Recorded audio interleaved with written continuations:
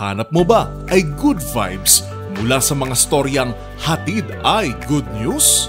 Sagot ka namin! Ang programang walang ibang dala kundi magagandang kwento at balita mula sa mga storyang kapupulutan ng inspirasyon, pag-asa at tagumpay hanggang sa makabuluhang pagbabago sa lipunan. Siguradong good vibes yan! Dito lang sa programang magbibigay ng mga balitang mas maganda pa sa good news, ang The Better News. Mapapanood mula Lunes hanggang Biyernes, 1 p.m. sa DZRH TV. Panibagong araw na naman para sa mga balitang hatid ay good vibes. Ngayong araw, sagot na namin ang mga balitang tiyak na magpapa-feel better sa'yo. Dito, bawal muna ang nega. Dahil live naming ihahatid ang positive news sa DZRH TV Facebook, YouTube at DZRH News website. Ako si Rovic Manuel, ang tagapaghatid ng mga balitang mas maganda pa sa good news. Ito ang The Better News. Una sa Pilipinas, una sa Pilipino.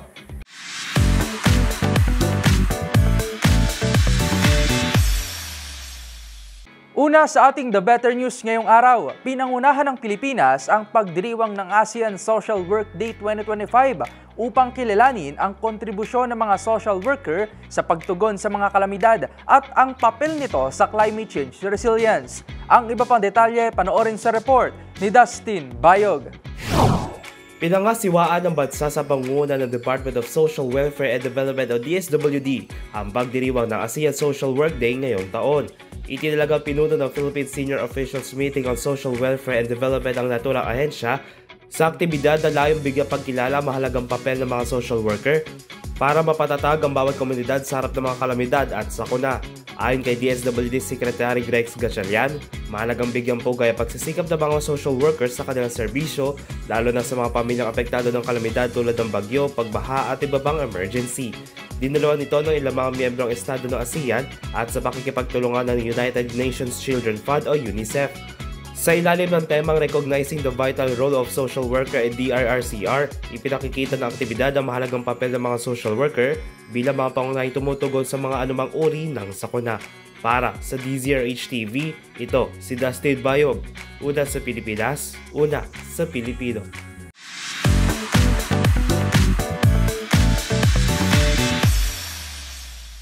Good news naman para sa mga Pinoy caregiver at migrant workers. Inaasahan kasi na aabot na 10 milyon mga trabaho ang nakaabang sa mga Pinoy sa iba't ibang panig ng bansa sa susunod na 5 taon. Ayon yan sa Department of Migrant Workers o DMW. Ang mga detalye tutukan sa report ni Rose Babiera. 10 milyong trabaho para sa mga caregivers na Filipino at migrant workers ang inaasahang magbubukas sa iba't ibang bahagi ng mundo sa susunod na 5 taon.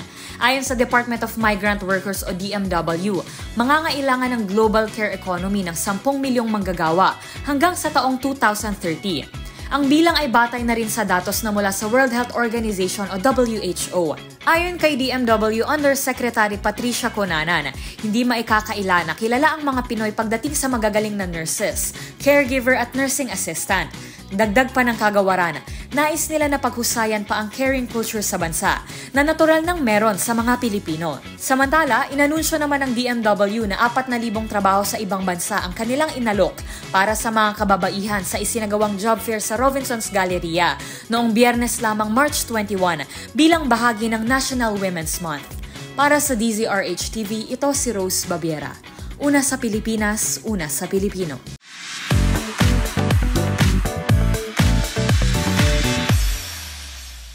Mayroon naman umanong inilaan na higit 40 billion pesos na tuition subsidy ang Kongreso para sa mga mahihirap na mag-aaral sa high school na naka-enroll sa private schools. Ito ang sinabi ng isang kongresista kung saan susuportahan ang mga naturang mag-aaral na ito na napilitang pumasok sa mga pribadong paaralan. Narito ang report ni Millie Borja. Naglaan ang Kongreso ng 40.5 billion pesos na pondo para sa martikula ng unprivileged students na naka-enroll sa mga pribadong high schools. Ayon yan kay Quezon City 4th District Representative Morden Rillo. dahil sa kakulangan ng mga paaralan ng Department of Education o DepEd sa kanilang mga komunidad o kaya naman ay dahil siksikan na sa mga pampublikong paaralan ay napipilitan ang mga estudyante na mag-enroll sa private schools. Ayon kay Rillo, sa naturang halaga, 27.2 billion pesos ang mapupunta sa Senior High School Voucher Program, 12.7 billion pesos ang mapupunta sa Junior High School Education Service Contracting Program, at 1.41 billion pesos naman para sa Joint Delivery Voucher Program. Para sa DZRH TV, ito si Mili Borja, una sa Pilipinas, una sa Pilipino.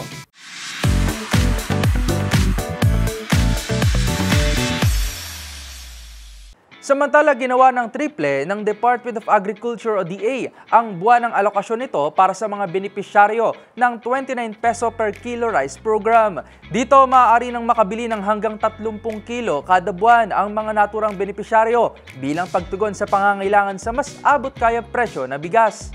Ang mga detalye panoorin sa report ni Arnold Herrera. Maaari nang bumili ng hanggang 30 kilos ng bigas kada buwan ang mga benepisyaryo ng 29 pesos per kilo rice program ayon sa Department of Agriculture. Ito ang inanunsyo ni Agriculture Secretary Francisco Chuloral Jr. sa ginanap na trabaho at serbisyong pangkalusugan sa bagong Pilipinas at sinabing agad na ipatutupad ang bagong pulisiya sa buong bansa. Sa kanyang pahayag, hinihikayat nito ang mga benepisyaryo na samantalahin ang bagong patakaran na tumutugon sa pangangailangan ng mga Pilipino sa mas abot kayang presyo ng bigas. Mabibili ang 29 pesos kada kilong bigas sa Kadiwa stores at centers kung saan ang mga benepisyaryo nito ay ang vulnerable sectors, kabilang ang senior citizens, persons with disabilities, solo parents at indigents. Samantala, ang mga bigas na ibinibenta sa programa ay nagmumula naman sa buffer stocks ng National Food Authority. Para sa DZRH TV, ito si Arnold Herrera. Una sa Pilipinas, una sa Pilipino.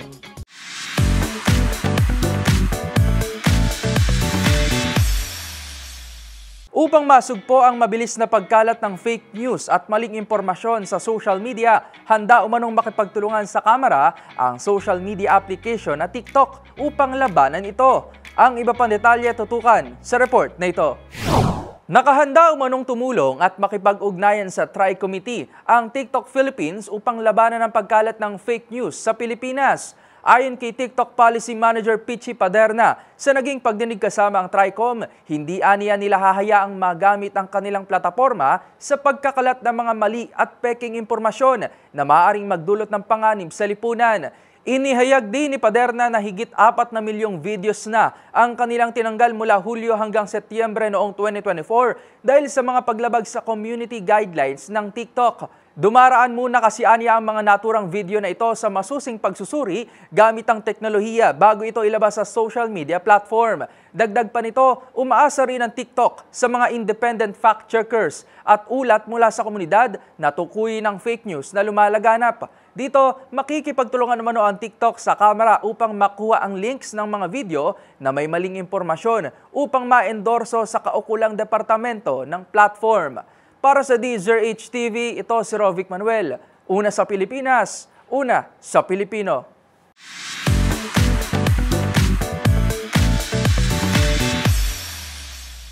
Kasabay ng ika-125 anibersaryo ng National University o NU, magbubukas ang SM Investment Corporation o SMIC ng 2 bagong campus ng kolehiyo ngayong taon. Layunin nito na mas marami pang mag-aaralang mabigyan ng access sa kalidad at accessible na edukasyon. Narito ang report ni Dustin Bayog. Magbubukas ng 2 bagong National University o NU campus ang SM Group ngayong taon, kasabay ng ika-125 anibersaryo ng universidad. Itatayo ang 2 bagong campus sa loob ng property ng SM sa Cebu at Las Piñas. Ayon sa SM Investment Corporation, layon nito mapalawak pa ang commitment ng NU sa pagbibigay ng legalidad at accessible na edukasyon sa mas maraming Pilipino. Bahagi rin aniya nito ng layunin ng universidad na mapataas ang enrollment sa 85,000 na mag-aaral. Target buksan ng 2 bagong campus bago matapos ang taon, kung saan naabot na sa 14 na NU campus ang mayroon sa buong bansa. Nagpapatupad ang universidad ang open admissions policy para mas maraming Pilipino ang maka-enroll, habang nag-offer din ito ng assessment sa mga mag-aaral ng senior high school upang masiguro na sila ay handa pagtungtong nila ng kolehiyo. Para sa DZRH TV, ito si Dustin Bayog. Una sa Pilipinas, una sa Pilipino.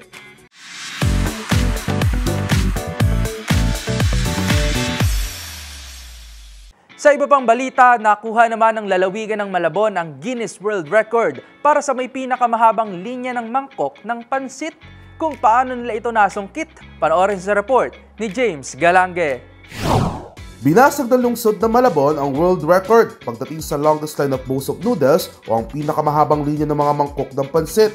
Yan ay matapos maglatag ng 6,549 na mangkok ng pansit ang 12 pansiteria na culinary partner ng lokal na pamahalaan na ginanap sa Malabon Sports Complex. Ayon niya kay Malabon City Mayor Jeannie Sandoval, hindi lamang raw ito basta record, kundi isang selebrasyon ng kultura at tradisyon sa pamamagitan ng bayanihan ng kanilang lungsod. Inabot ang mabusising paglalatag ng mga pansit ng 7 oras na nagsimula ng alas 10 ng umaga hanggang alas 5 ng hapon. Kada mangkok ay nilalaman ng 100 gramo ng pansit na mayroong toppings ng kalamansi, red oil, cropek, tinapapa flakes, ground pepper at samahan pa ng patis.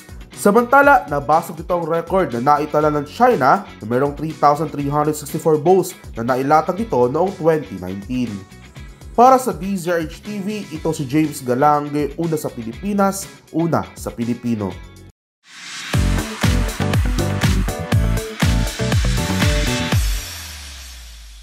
Good news naman tayo pagdating sa sports. Opisyal lang tinanggap ng mga Paris Olympic medalist na sina Carlos Yulo, Nesty Petesio at Ira Villegas ang regalong pabahay at lupa mula sa Philippine Olympic Committee o POC. Ang naging turnover ng lupa at house blessing sa The Better News Report ni Mili Borja. Opisyal nang iginawad sa mga 2024 Paris Olympics medalist na sina Carlos Yulo, Nesty Petesio at Ira Villegas ang kanilang mga bagong tahanan dito sa Tagaytay City, bilang bahagi pa rin ng pagkilala sa kanilang tagumpay sa Summer Games. Patuloy pa rin inuulan ng biyaya ang mga atletang Pilipinong nag-uwi ng karangalan sa bansa sa nagdaang 2024 Paris Olympics. Kabilang na dyan ang house and lot na regalo ng Philippine Olympic Committee sa gymnastic at Paris Olympic double gold medalist na si Carlos Yulo. Sobrang special po nito para sa akin. Dito po lahat, like yung dedication, hard work, and yung hindi ko po pagtigil sa kung ano yung gusto kong gawin. Maliban kay Kaloy, nakatanggap din ng bahay at lupa ang 2 boksingera at Paris Olympics bronze medalist na sina Nesty Petesio at Ira Villegas.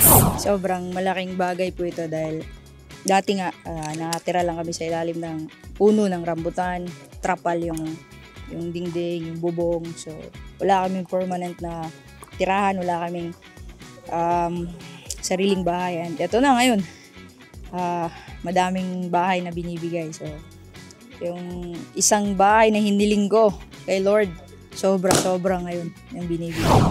Syempre pa sobrang grateful and blessed po ako. Like po nung natanggap ko din yung unang bahay. So, ayun po. Blessed po. Tungkol naman sa kanilang planong gawin sa natanggap na bahay. Right now, hindi ko po alam kung ipapa-Airbnb ko siya kasi maganda yung place. Parang sarap siya talaga sa mga weekend. Yes po, magulo sa city. Yung mga kapatid ko dun sa kabila, papalipatin ko dyan. And yan din yung personal na bahay ko sa magiging pamilya. Po, vacation house lang po. Since lagi po ako nasa training, so vacation house and Airbnb po. Kasi po lagi naman po akong wala. So, training, ganun po. So, yun yung gagawin ko. At least po may passive income, hindi lang sa boxing. Ang turnover ay dinalahan mismo ni POC President Abraham Bambol Tolentino sa Tagaytay City. Dito, kapansin-pansin din ang naka-reserve na lote para sa magiging 2028 Los Angeles Olympics medalist. At nang tanongin si Tolentino, ayan, teaser yan. Para sa nakahanda na yung pang LA. Para makita nyo na lote yan. Dalawa rin yan. Dalawa. At sa harap. So, kaya ko pang bigay hanggang 5. At yan ang aking The Better News sa mundo ng sports. Para sa DZRH TV, ito si Mili Borja, una sa Pilipinas, una sa Pilipino.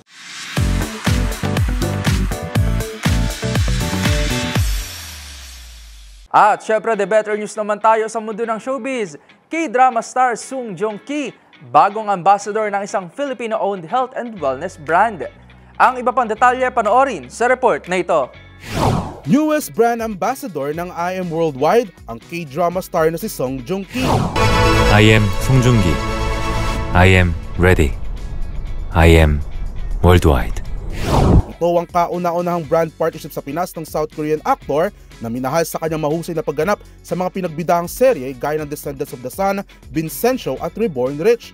Ayon niya sa presidente at founder ng naturang health and wellness brand na si Alan Marvin Eder, swak sa vision and mission ng IM Worldwide ang personal values ni Jong Ki. Sa ngayon niya ay abala ang K-actor sa kanyang upcoming drama na pinamagatang My Youth na paniguradong susubaybayan din ng fans. And speaking of fans, naniniwala ang Vice President at founder ng IM Worldwide na si Aika Lorraine Uy na sa tulong ng influence at dedication ng Korean star ay maghahatid ito ng inspirasyon sa marami na tututukan din ang pagkakaroon ng healthy and more fulfilling lifestyle. Samantala, thrilled to be part of the IM Worldwide family naman daw ang South Korean star na hangaan niya sa Filipino spirit, warmth and hospitality. Dahil sa partnership na ito, looking forward daw siya to connect more deeply sa Pinoy fans. Bilang brand ambassador ng IM Worldwide, ibibida ni Song Joong Ki ang mga produkto gaya ng Amazing Pure Organic Barley, Amazing Slim Cafe Macchiato at ang crowd favorite na Amazing Choco Barley. Para sa MBC TV Network News, sa ngalan po ni Showbiz Angel, ito si James Galange ng DZRH TV. Una sa Pilipinas, una sa Pilipino.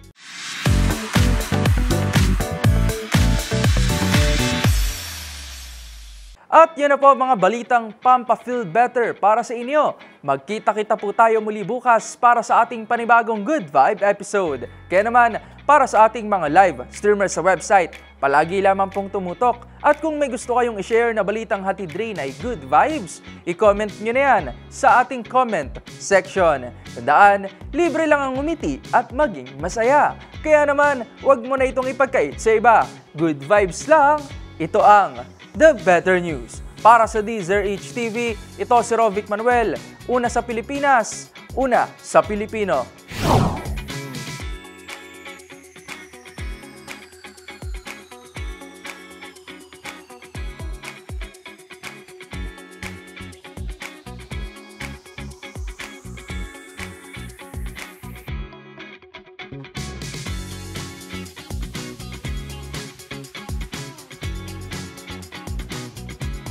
Hanap mo ba ay good vibes mula sa mga storyang hatid ay good news? Sagot ka namin! Ang programang walang ibang dala kundi magagandang kwento at balita mula sa mga storyang kapupulutan ng inspirasyon, pag-asa at tagumpay hanggang sa makabuluhang pagbabago sa lipunan. Siguradong good vibes yan! Dito lang sa programang magbibigay ng mga balitang mas maganda pa sa good news, ang The Better News. Mapapanood mula Lunes hanggang Biyernes, 1 p.m. sa DZRH TV.